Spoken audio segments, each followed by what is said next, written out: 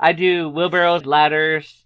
The heaviest things are tables get pretty heavy. Welcome to Profoundly Pointless. My name is Nick. In this episode, we're going to look at unique talents. Our guest is the world's only professional chin balancer. This is halftime entertainer Kevin Shiflett. Thank you for joining us. Like and subscribe if you get a chance. And a huge thanks to our sponsor, HelloFresh. Check the link and information in the description to get 16 free meals delivered right to your door.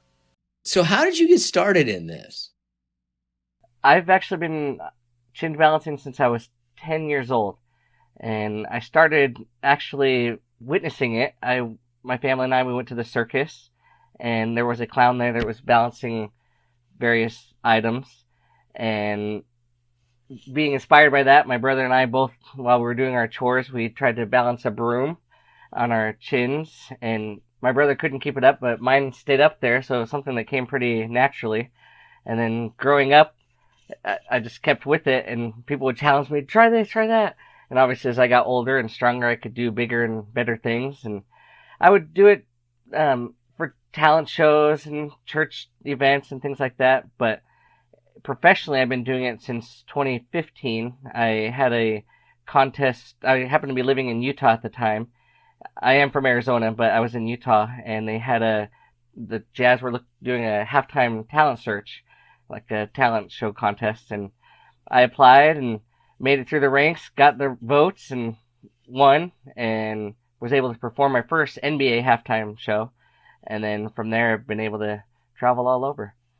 So this is a full-time living, or how close to a full-time living would you say it is? It's not my full-time. I don't know if I ever see it becoming a full-time. I have a family, so trying to balance, no pun intended, but work-life balance, trying to keep everything in order. If I was doing it full-time, I'd be on the road all the time and wouldn't be able to be with my family. But if let's say that you didn't have a family, didn't have those kind of considerations, is the money good enough that there's money in chin balancing? Yeah, if it was just me, then yeah, I would definitely consider making it a full-time job, going around and seeing different parts of the country, meeting and working with a bunch of different fun people. I would definitely consider it. So, okay, just to kind of finish, I guess, in this kind of line of questioning, so to speak, right? Like for a performance or for whatever, how much money do you get for that? Yeah, it varies between by team and by event. Any event could bring in anywhere between $1,000 to $5,000. It kind of depends on what's going on and where it is, and travel costs. But 1,000 to 5,000, it's a big range. That's a pretty good amount of money. I thought that you were going to say like hundreds. So when you were starting out, right, like when you were 10 years old, I think you mentioned. Yeah. Did you ever think like I'm gonna someday? Not once. I was content with being the winner of the talent show. Nothing, just in the church talent shows, things like that. But I am forever grateful to my friend. He happened to be at the Jazz game and caught the little snippet of the broadcast on the Jumbotron saying, "We're looking for halftime acts or halftime talent search contests," and he immediately, as soon as he saw it, texted me, Kevin, you gotta do this. If it wasn't for him, I wouldn't have even probably known about it and wouldn't have applied and wouldn't be where I'm at today. So, like, what's the secret to chin balancing, I guess? People ask that, like, how can I do it? And it is something, like I said, it did come naturally to me. I picked it up and I just make it work. But essentially, anything that I'm balancing, kind of like a broom, straight objects are the easiest. And if you're balancing something on your hand, you're watching the top, and as it leans to the right, you move your hand to the right, just keeping that straight. And so whatever I'm doing, whether it's a wheelbarrow or ladder or chair, basically I'm imagining, and quickly my body is able to do it, just sense that broomstick, you might say, going down the middle of the object and keep that broom straight. So if you can get it up there, and that's my thing, if I can lift it, I can balance it. So as soon as I get it up there, I'm able to real quickly feel that center of balance and keep that broomstick straight and then go from there. So as long as you can lift it and you can balance it or put it on your chin, just my advice is keep the broomstick straight. You got it. Okay, but is there something like, right, because we're doing this through Zoom and you can't completely see people, right?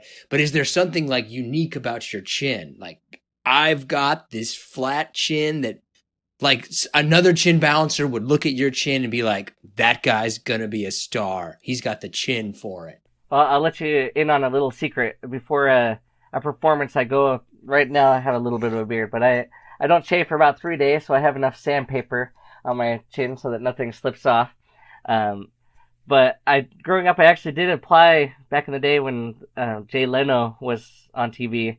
I tried to do the stupid human tricks kind of segment and trying to focus on the chin because he was known for his chin. Um, but as far as actually anything specific about my chin that makes me do it, I don't think so. But uh, maybe so. Okay, I'm gonna try this, right? So I've got my phone. Like, if I was Okay. gonna balance this, how would I do this? It. Yep. Just like that. Yep. But you It's kind can't of. move with it, right? That's the trick.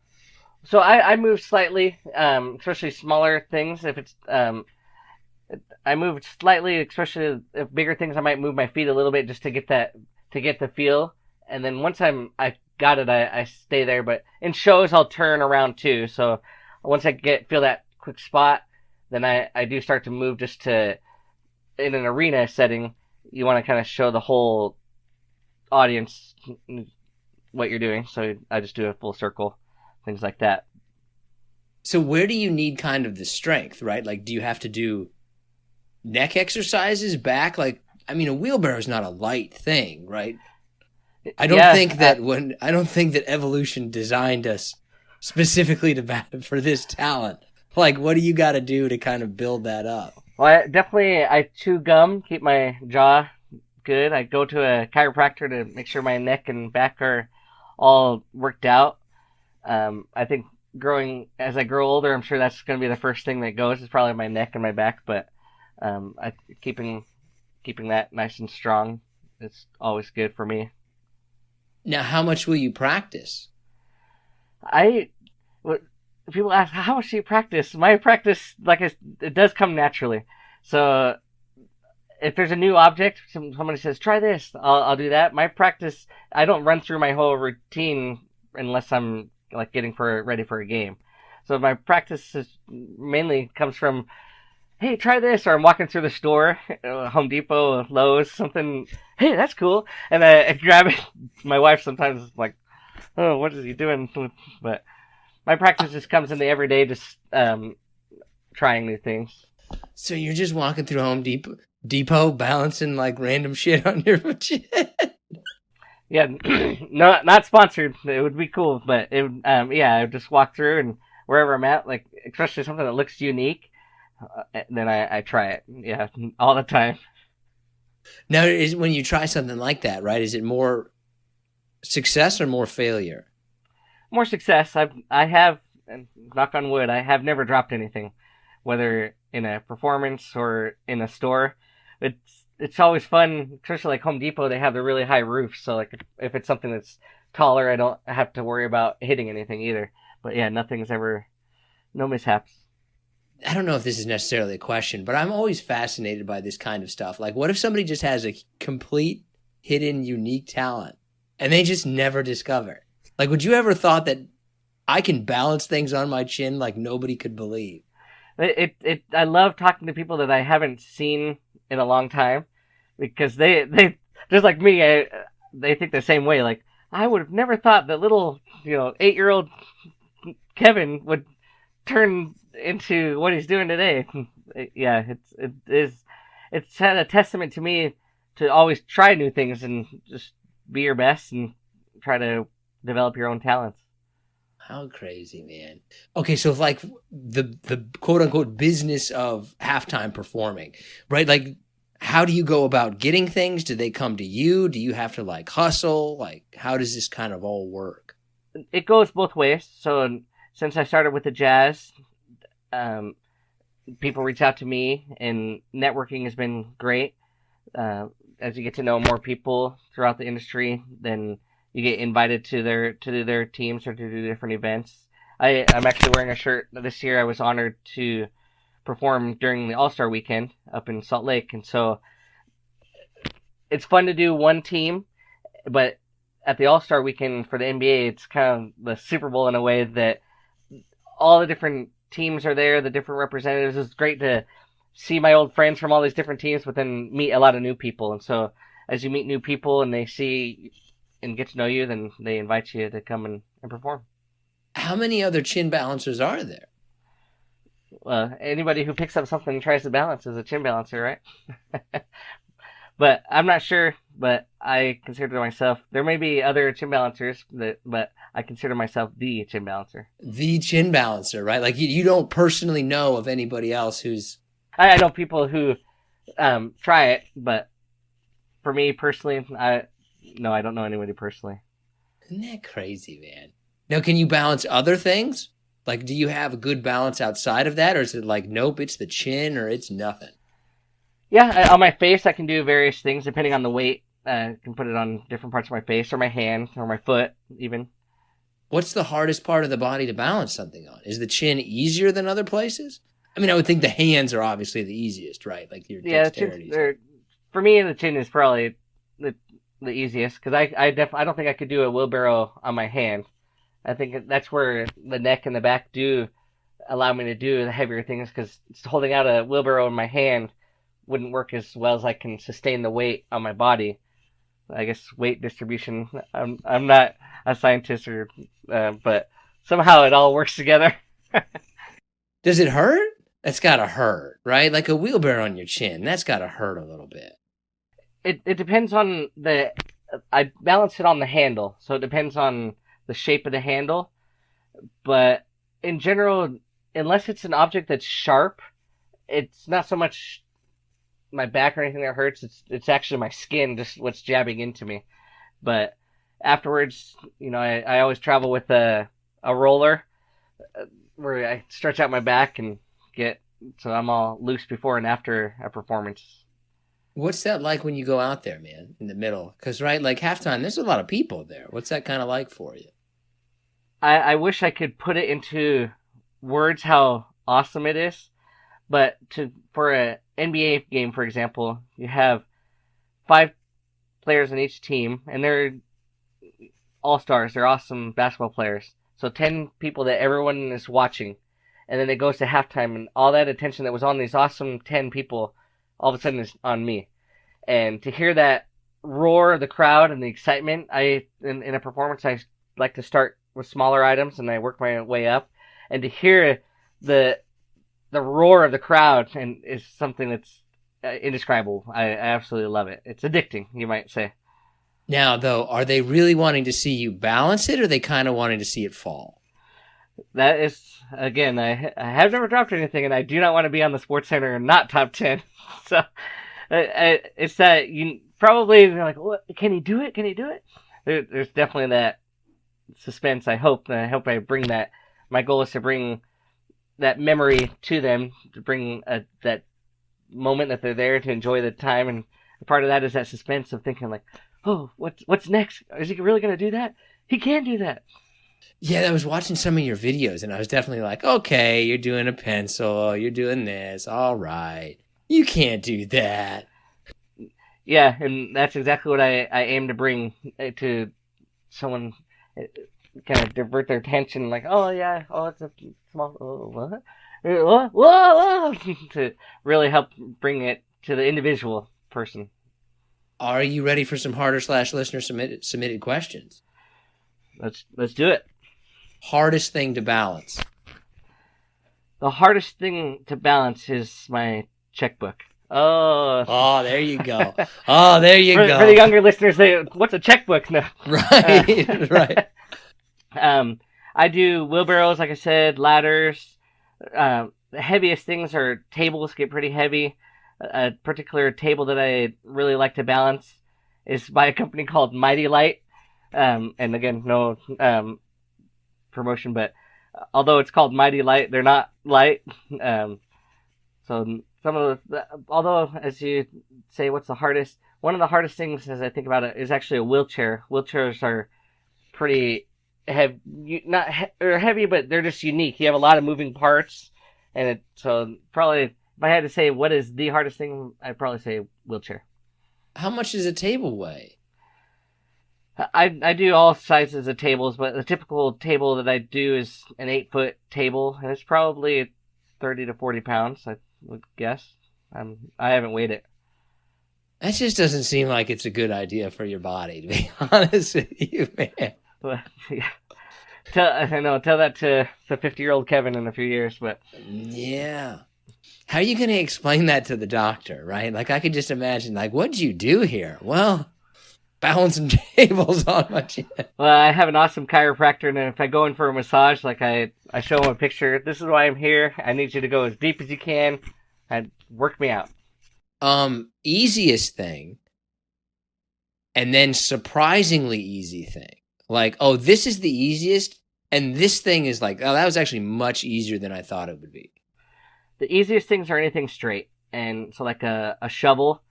And when I balance things, the heavy part is up on the top. So a shovel, the actual shovel part is up on the top, and I'm able to control it easier. Surprisingly easy is a wheelbarrow. It has a good solid point from the handle, and I'm able to keep it up. Wheelbarrows are probably my favorite thing to balance as well. What's the longest you've ever done something for, right? Like, are we talking like you get it on there for a couple of seconds, or how long can you do something? In a show, I only go about 10 seconds. I could go much longer, but I'm trying to get through everything. There's a YouTuber, his name's Josh Horton, and I was on his show one time, and we did an unrecorded Guinness World Record of balancing a ladder on my chin, and I did break the record. I do need to figure out exactly how long I could do it, but I can go for quite a long time. But when it comes, like I said, to a show, it's just a few seconds, depending on timing too. If I'm toward the end, I'm trying to get through everything as well. What's kind of like, okay, what's something that you've been like, someday I'm going to work my way up to this? I'm always, if your listeners, if anybody has any ideas, I'm always looking for ideas. And as long as I can lift it, I can balance it. So there's nothing that comes right to mind of saying, oh, I want to work my way up to that. It just, as people send me things, I'm always willing to try. And I'd be more than willing to take their suggestions. Now, okay. Are you the greatest chin balancer of all time? I know so, yes. I believe and know. Is there anybody else that was like known for being a good chin balancer? Or are you the best chin balancer because nobody else is doing it? Well, the clown that I saw at the circus. Oh, yeah. I'm not certain, but I think it was a John Wise who was that clown. And so he's kind of the one that I consider who inspired me to do that. So yeah, I've seen there's different videos, I guess, going back to your question of other chin balancers. I've seen videos of people on cruise ships, and there's different circus acts where there are people that balance things. In fact, actually, speaking of circus, in high school, we have the different voting. Oh, who's going to be the most successful, and who's going to do this, and who's going. I was voted most likely to join the circus in high school. So. Was this before people knew you were a chin balancer, or was this after though? Oh, this was it. I did it growing up, so everybody knew I balanced. In the yearbook, I actually was balancing a wheelbarrow, and what really stunk about that picture is base-wise, they had everything, most likely to do this, and most best dressed, all these different things. And so they had my picture, and it was cut off, so the wheelbarrow didn't show the top. And everybody knew that I balanced different things, but everyone, and that's the page I would turn to sign for the yearbook. But because it was cut off, everyone's like, "Oh, it's fake!" Like nobody believed it was like it's real. I promise, but it was just cropped. Man, that's pretty much all the questions that I got. Right, they're all kind of basically along those lines. But what's kind of coming up next for you? How can people get a hold of you? That kind of stuff. Yeah, I'm excited. I have my first, actually in June. We're now June 1st. June 24th, I'm going to be in Pittsburgh for the Riverhounds. It's a soccer team there. I've never done a soccer game, so I'm excited to do that. Then right now it's the WNBA season, so I have a few things in the work for that. And then October starts back up in the NBA season. Right now it's during the close of the NBA season, I've been able to do several playoff games. Right now the finals are starting today as well. But yeah, I keep everything up to date on my social media, so everyone can find me just at Chinbalancer, and that's on everything, just at Chinbalancer. Now, like, how many shows will you do a year on average? This year's been my busiest, so I did about 20, 22 shows since October. Roughly 2 to 3 a month is where it works out. But again, with my family, I have church duties as well, and so trying to keep everything balance is the key. I could see that, man. Like, if you were doing a lot of shows, that could be a solid living, right? Like, you're not living in a mansion, but like, that's not. Now, is there a shelf life, right? Like, I can only do this. I'm not looking for. I'm not even imagining when it's going to end, but I know that they're just like any performer. I think there's that time where opportunity costs and body costs on when it would end. But right now, I'm loving it and love. For example, my kids, they were finishing up their school years here in Arizona. We end in May, and so I got to go to their schools and perform during assemblies, and so nothing beats it. So as long as I can do it, I'm gonna do it. I had a question. Okay, but wait a minute. It's something that I noticed, and I wanted to ask you. This could be controversial in the chin balancing community. Is facial hair cheating? I can do it without it, but like I said, it helps me have that friction. So I do. If for me personally, it's about 3 days where I can it's just enough where it keeps everything from slipping. If I'm clean shaven, I can still do it, but there's more chance that it could slip off, and I don't want that.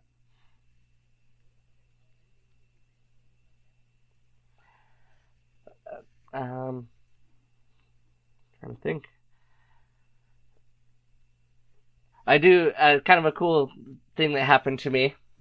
So in sharing my talent, it's still mind-boggling to think about this, but there's a bobblehead.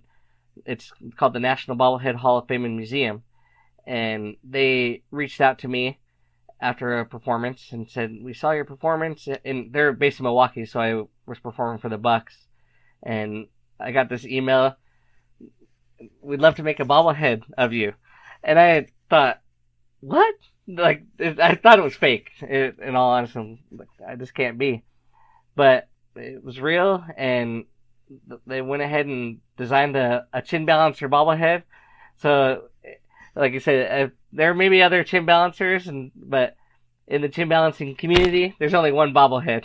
It's available for purchase. The proceeds from it actually go to an organization that a friend of mine runs on ALS research. What part of your life do you find the most difficult to balance?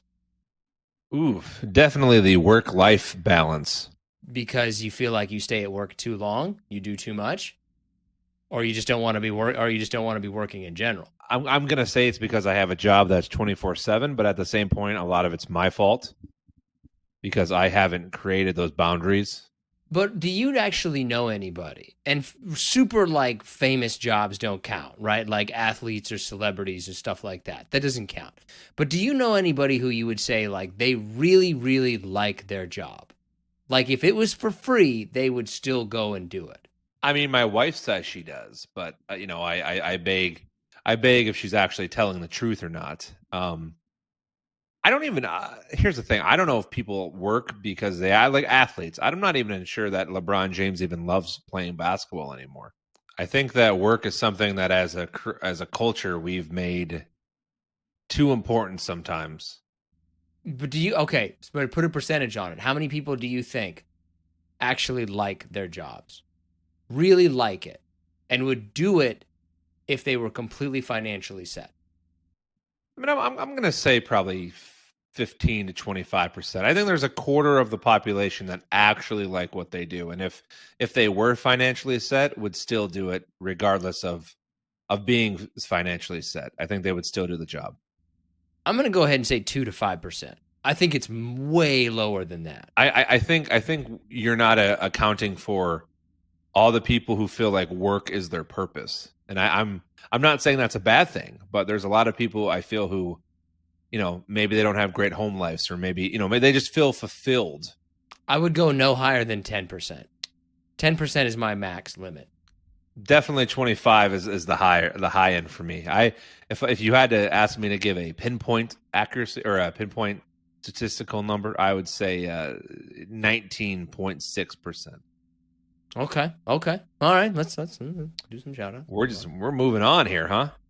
Let's see. We'll start with Patrick Newman, Aiden Lovelace, Max Giroux, Lester Rodriguez, Derek Jacob, Logan Searong, Matt Sardinia, Benjamin Waits, Jake Forsher, and Brendan Murphy. Congratulations. You get the gold stars. I think you're getting a little bit better. I compliment you. Thanks. Definitely. I mean, do you feel like, how much effort do you feel like you put into pronouncing those names correctly on a scale of 1 to 10? Well, so when I write them on the list on an email that I send to Nick, usually every afternoon or morning or whatever before we record, I say them out loud to make sure I'm not getting fooled, right? Because people can be pretty creative sometimes with their languages. So that's smart. I usually say them out loud, and then throughout the day, I might be looking at my emails and I'll just go through them again, but at least once for sure before I say them, because I don't want to. There's a pretty famous viral video clip of a podcaster, kind of getting duped and saying something that they shouldn't have, and I don't think they're podcasting anymore. So I don't want to accidentally walk into that. So I make sure that I don't do that. Good. Like doing your research is important. I'd like to just jump right in and see how things go, though. That's always been you, man. Always. Save tomorrow's worries for tomorrow. All right, got a couple of bangers for you. I think I know the answer to this question, but I'm really hoping that you give the other answer. And that is, are you a big box store guy, or are you doing everything online nowadays? What's a box store exactly? Like Walmart. I don't know what it is. Like a Walmart. I'm trying to think of what's out by you. Like for me, it'd be a Meijer. Something where you literally have to go into the store to purchase something, not order it online. The only store that I'm going into is Costco, and I am a married man. And as part of marriage, I think is excellent delegation, right? There's certain things that I take care of. There's certain things that my wife takes care of. I don't know anything about what we buy, how much we spend on. Well, I know how much we spend. That's what I know. But like when we're buying groceries, what we're getting, what we need to go for the house. We're going on vacation soon. I don't even know when it is, where we're going, how we're getting there. She's going to tell me like the day before, I'm going to do some laundry, throw it in a bag, and there we go. There. And you're like, I don't pay any attention to it. I don't know where we're going. I don't know when we're leaving. I don't know where we're staying. And you're going to bring the same clothes, have the same haircut, be the same Nick from a decade ago. Exactly. I'm just going to, there are certain things that I pay absolutely no attention to. And that's one of them. And it works out. It's like every couple, you got to find what works for you, man. So this is more of a question than necessarily a if or that. But what is the best dipping? Wait a minute. What's wrong with box stores? Are you trying to go to like individual locally owned businesses to find soaps and various different things? Like, what's your deal with box stores? No, I'm just finding it to be. I'm hitting that point in my life, I guess, or point in life, to where I'm finding it easier to go. Man, I need toilet paper. I can go to Costco, or I can go to Meijer, or I can just order it off of Amazon, and it'll be here sometimes like by 6 o'clock that night, and it's the same price, if not cheaper. You know that they invented that back in like 2020, man. Everybody's been doing that for 3 years. Why are you just now getting on this boat? Well, I probably am a few years behind. Whatever trend is out there right now, I won't learn of it for at least 3 years. Do you not learn of it, or are you stubborn? Because it's been my experience that you're stubborn, right? Like, we went 100 episodes before you finally said, okay, I'm going to get a microphone. Yeah, it's probably stubbornness. It's stubbornness, right? And you shoot yourself in the foot. You're making your life more complicated. You say you don't have a good work-life balance. Maybe that's because you refuse to just order toilet paper online and you got to go to the store and look around for it for hours. Stop being so stubborn. See, you sound like my wife. You and her should go out and have drinks or something and leave me alone. I don't understand why people don't listen to other people. Other people are excellent, especially people that know you a little bit, are excellent at looking at the things that you're doing and being like, you could probably do this. But people refuse to listen to them. Listen to the people around you, man. They have some good advice. Well, I'm not going to listen to any advice you give me. Right, not gonna listen to it. So you're gonna spend your days until 2028. Gotta go drive over to Walmart. Or you could just order that online. Nope, not gonna do it. I will say this, that you are correct in one statement you said there, is that you don't listen to the people that probably know you the best. Right, you don't want to listen, man. And I think that maybe we could spend some time and do some like psychotherapy here. Like, why don't you want to listen, John? I mean, are you afraid people might have the truth? Are you afraid to trust people? What's the issue? I mean, we probably have had a psychotherapy guest on here at some point, I'm sure. I think we did. I don't think we have actually, but that might be somebody. We had a therapist on here. Her name was Lisa something. She's actually very helpful. Did you figure? Are you going to answer the question? Like, why don't you listen to people? I think because I'm the kind of person, and this doesn't make any sense. I gotta do it. I gotta experience it. You know what I mean? If you tell me to, that if I jump off the mountain, I'm gonna break my arm. Well, I don't think I'm gonna break my arm, so I'm gonna jump off the mountain and give it a try, and I'll break probably both my arms. Okay, well, that seems to be working out well. You know what? Can I tell a story? I got to tell a story real fast because tell a story. I went all day today without telling the story to a single soul, and I actually should be hailed a hero for this. Okay. So over the weekend, we're making friends with another couple in our neighborhood, and they have a young child my older daughter's age, so about 4 or 5 years old. We're over at their house, and we're hanging out. It's like midday, and there's a kiddie pool, probably 3 feet high, whatever. And there's some little kids around, obviously, that our oldest and our youngest. My youngest doesn't like water, so she doesn't go near it. But they have an 18-month-old, right? So their mom and us are sitting there talking. The dad's inside cooking some food. I see the 18-month-old run towards the kiddie pool. Next thing I know, the 18-month-old is in the kiddie pool. Kind of as soon as I see the arms start to flail, I go, can your 18-month-old swim? And I don't think I've ever seen someone react as critically and as hysterically as her mother did. But she was only in the water for maybe 5 or 6 seconds. But I'm going to go on record and say that I saved that baby's life from drowning. You probably did. I'm going to go on record and saying that normal human decency is not something that you should try to take credit for or act like you're a hero for. Like, hey, I saw an 18-month-old and prevented them from drowning. You should have. I'm just saying, I did.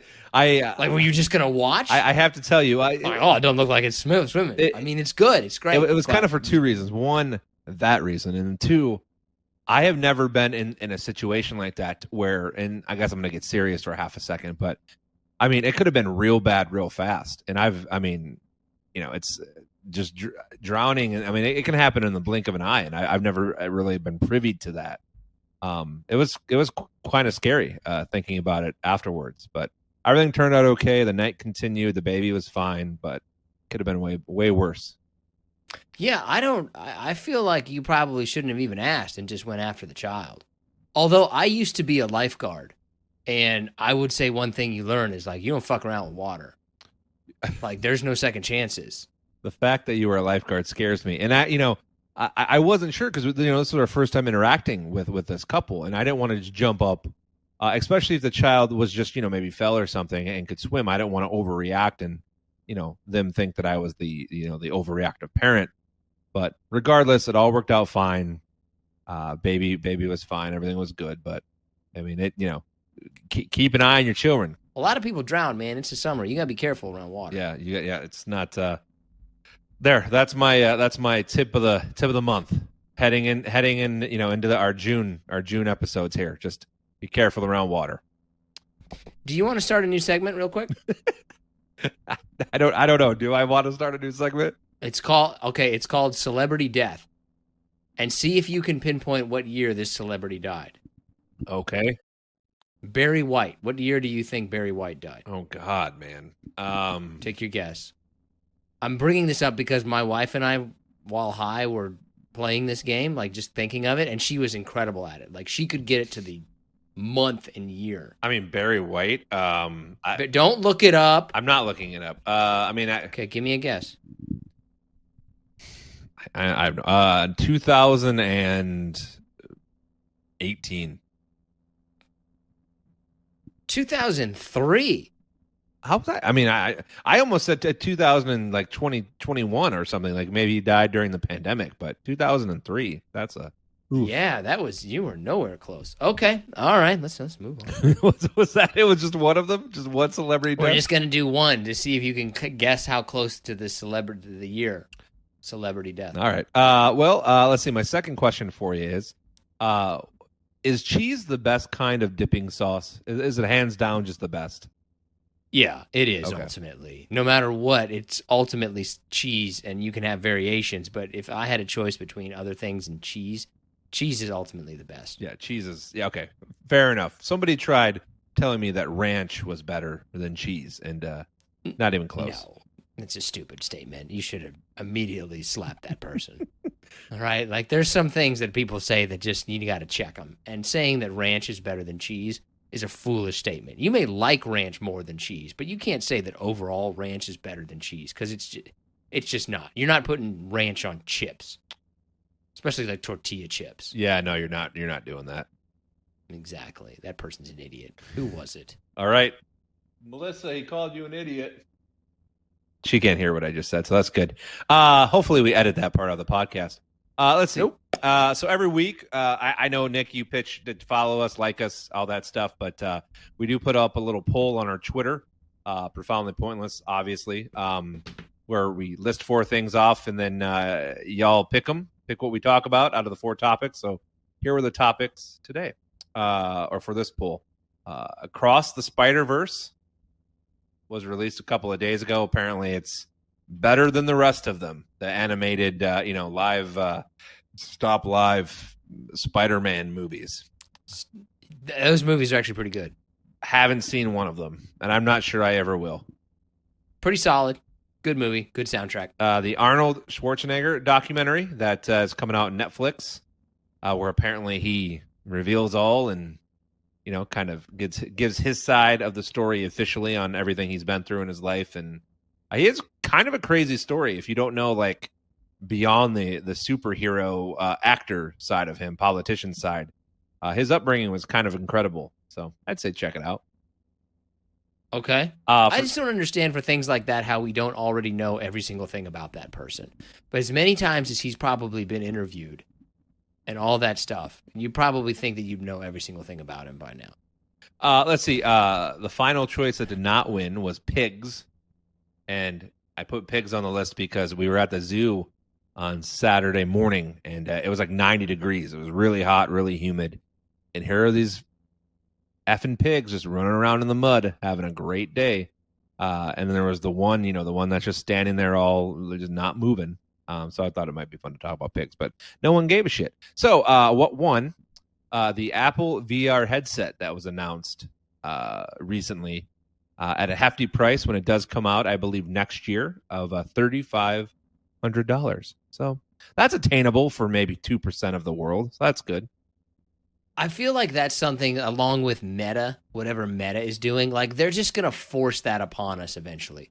Nobody wants it. Nobody wants to do this, but they're just going to force it on us. It's like a news story that nobody cares about, and they just keep talking about it endlessly until eventually, well, like, what did happen with that? They're gonna make us do this. But like, is it really that? I mean, I would never pay over $300 for one. I have no desire to do that, but that is going to happen whether we like it or not. They're gonna make it happen. Do you think that that is the future of video games? Will that replace consoles and PC games? I think the future, this is the only thing that I'm looking for. I don't care about virtual reality. I want them to skip straight to the point where they can like transport our consciousness into it, like in Ready Player One. That's what I'm waiting for. Don't give me the half-assed version. Give me the whole thing. I don't know if this is accurate or not, but somebody was telling me that the Skyrim, the Elder Scrolls folks, someone is making a mod to where you can literally talk as the character, and the NPCs, the non-playable characters in the game, will react to what you say. Yeah, I think the technology is at a point right now where it's about to get scary for us. Like, oh, maybe we shouldn't be doing these things. I think we're at that point. Terminator 2, here we go. Skynet, baby. Anyways, that's it. So, are you ready? Okay, are you ready? I'm ready. All right, so it's time. I still think that sounds like a horse. The Outlaw Candle Connoisseur rides again. Candle of the month. Whoosh. Someday we'll have enough of a budget to where we can get like a real soundboard. Absolutely not. But until then, I don't care. Well done. I don't care if this podcast becomes the biggest podcast in the world and we make $1 billion. There is nothing that is going to change about it. We're still going to do sound effects ourselves. Mark my words. I mean, how many times do you ask me to do an impersonation, and I'm god awful at impersonations? So don't care. I know. We don't need to class it up, right? That's what people like. They don't, they like the realness. Stay from the streets. Anyways, here's a candle of the month. So head over to your favorite Target store, wherever that is, and I was actually really impressed with this candle. It's from the beloved line of Target, or from Target Candles. It's a vegan scented candle for all you veganites out there. That's even a word. What does that mean? I have no idea. We'll get to it anyway. Anyway, let's go ahead. Yeah, I have no idea what it means that it's vegan. Are people eating the wax? I have no idea. Either way, so it's red ginger, ginseng, and citrus. That's the name of the candle? Red ginger, ginseng, and citrus? Yeah, and it creates a lovely aroma.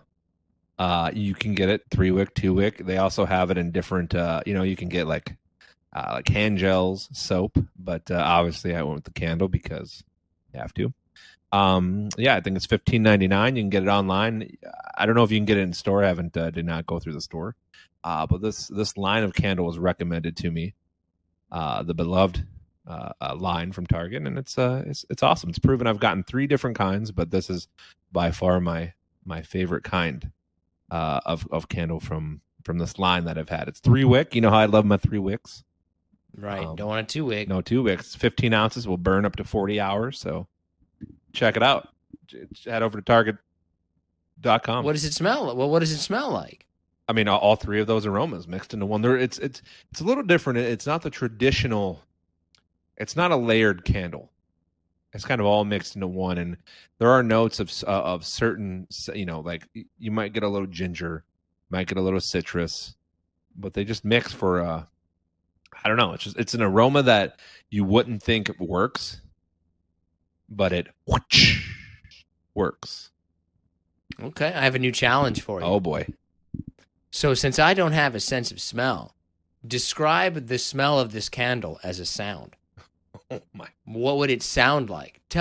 Let me experience it as well. Describe it as a sound. So imagine taking a lemon and a lime, cut them in half, you squeeze the juice, you can see the mist coming from the juices.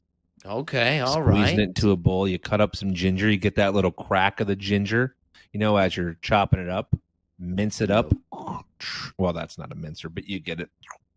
I don't even know what that is. Let's not do that. Mix it. Let's never do Mix that in with the citrus. Get a little ginseng. Put the little ginseng on top. Mix it up. Maybe put it in the microwave to kind of get the juices flowing a little bit.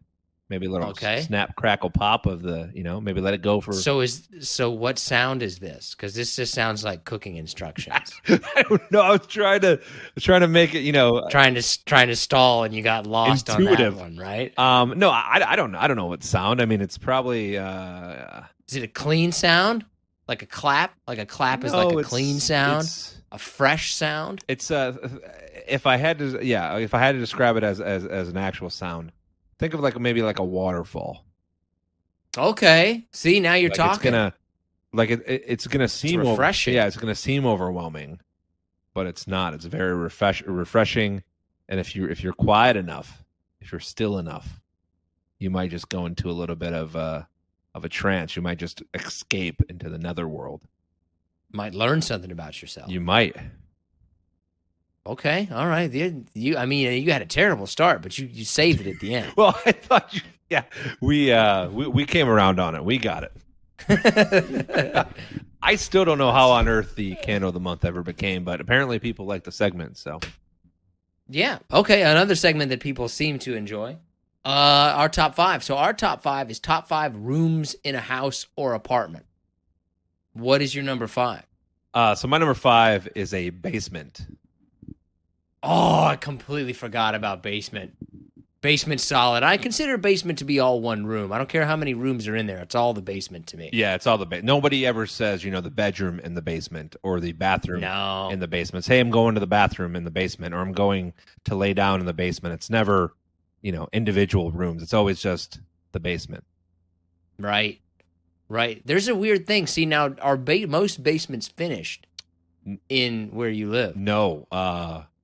And this is probably common for a lot of areas, but most of this area is below sea level, or the grass is higher than the houses, so the water flows towards the houses, which makes no sense. So a lot of people have water issues, like I did, but not anymore. Thank you, Sump Pump. Okay, good. Good to see we were able to talk about your basement specifically. I had to, see, now I'm originally from Kansas, and all the basements in Kansas are finished because you have to go down in there when the tornadoes come. So everybody's basement is like a thing. It's like a part of the house, not something underneath the house. But a basement, okay, I can understand number 5, basement at number 5. I could even put it possibly higher on the list. I didn't. But my number 5 is a porch/outside area. I think a porch makes a home. A porch sets a tone for what's going on inside. Got a good porch, you're going to have a good house. Yeah, I guess I don't necessarily think of a porch as a room, but for the sake of argument, I will allow that. That's a good choice. I'm going to put it on my honorable mention because I think the top 4 are almost interchangeable in terms of rooms, but we'll get to that. I thought about this a lot, and I completely disagree. What's your number 4? So my number 4 is the dining room. Okay. For all right. many reasons. One, it's it's a place where most families eat, but that's kind of it. I mean, it's not the most personable room in your house, and you don't spend a lot of time in there. Or at least most people don't. And I'm just talking about a standard layout, by the way. I know some people, their dining room is like their main room, but let's just say we're just talking about a standard house with a separate room, separate bedroom, bathroom, kitchen, dining room, living room area. So if we're doing that, my number 4 would be the dining room. I think the dining room is completely irrelevant. When I was growing up, the dining room was a place you didn't even go into. No one was allowed in the dining room. You ate in the kitchen, and the dining room was a place no one went. I mean, did you have a table in the kitchen? Yeah. Okay. All right. The kitchen table, if you will. See, and I don't have I have a dining room table. I don't have a kitchen table. I honestly just realized that there's a difference, right? I guess we have but see, anyway, this is a whole thing. We don't need to go into the ins and outs there, Bob Beulah. My number 4 is the bedroom. So my number 3 is the bedroom. Okay. I don't think you can put it's an essential place. The only reason that I put a bedroom even on the list is I think that you just need a place where you can kind of go to be away from whoever else is in the house or to be with whoever else is in the house. But otherwise, you don't need a bedroom at all. Yeah, so bedrooms are I probably would have put it higher on the list because I feel like a bedroom can be a sanctuary for somebody, like it's their safe place in the house. It's obviously where their bed is, whatever, or should be where their bed is. But I couldn't put it above my number one or my number two. Okay. My number 3 is a laundry area. You gotta have laundry in your house, man. That, like, I have lived the life where you've got like laundry stuff in the basement of the apartment complex or in an offsite location, and that's one of those things that, man, whoa, laundry is incredibly important in the house. I mean, it is, but if I don't think a laundry room is top 5. I'd actually probably not even put it in maybe the top 7. You're gonna say laundry's not an important part of the house? I mean, it's important, but if we're going room by room, I mean, it's not a place that I want to spend any time in. Actually, it kind of annoys me to do laundry. I'm gonna do it wrong. Like, it's always usually in the basement or like a far back room somewhere that's kind of tucked away.